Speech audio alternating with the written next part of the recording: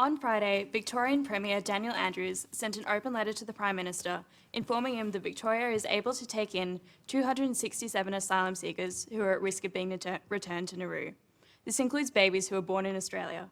He claimed that sending them back would, quote, needlessly expose them to physical and emotional trauma. Other state and territory leaders have since said the same, and rallies are being held in capital cities calling for the asylum seekers to remain in Australia.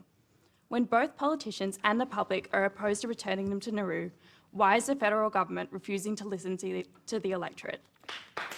Okay, I'm going to start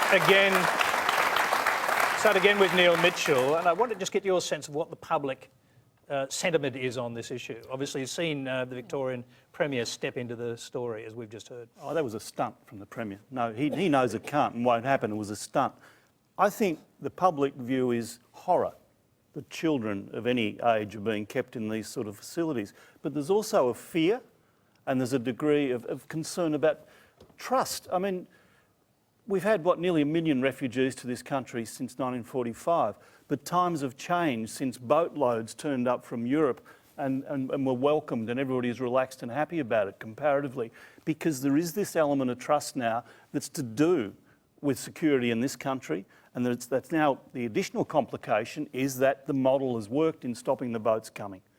Now, I've never seen so much misinformation as I have on this whole issue.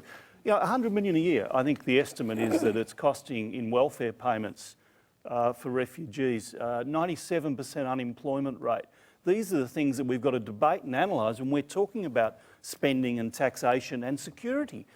It's awful to see kids being kept in that way, but we've got a broad responsibility of the country as well in handling it properly. And very briefly, to go to the question, you say it was a stunt by the Victorian Premier. What do you think should happen to those children and their families?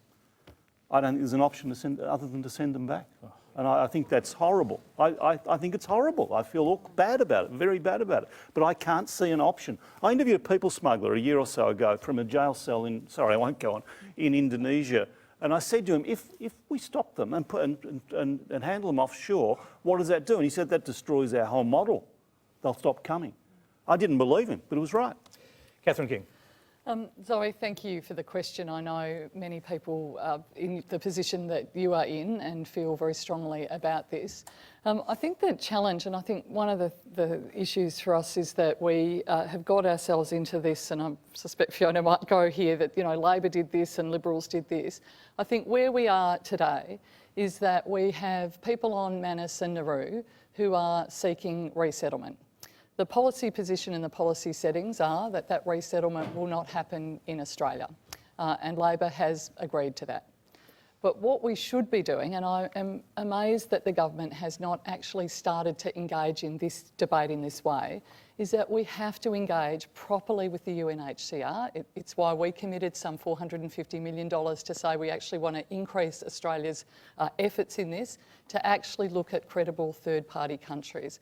We can't have a situation where we're sort of muscling up to the UNHCR and saying, you know, we don't want you to dictate what happens here. We have to engage with them. As hard as that is in terms of the policy settings we've got, we can't just set and forget for the people of Manus and Nauru. So very and briefly, we've got to do something about resettlement. Catherine King, those children and their parents who are here now, since the High Court decision, basically under threat of being sent back to Nauru, should they be sent back to Nauru? Do you agree in the end with Neil Mitchell? I agree with the policy settings we currently have, as difficult as that is. I also think that we have to make sure. I do want to say a couple of things. I do think it is important that those people are safe.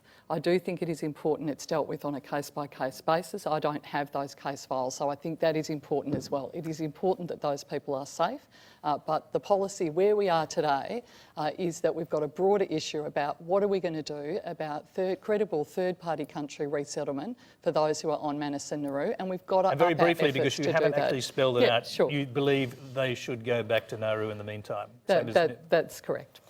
Fiona Nash.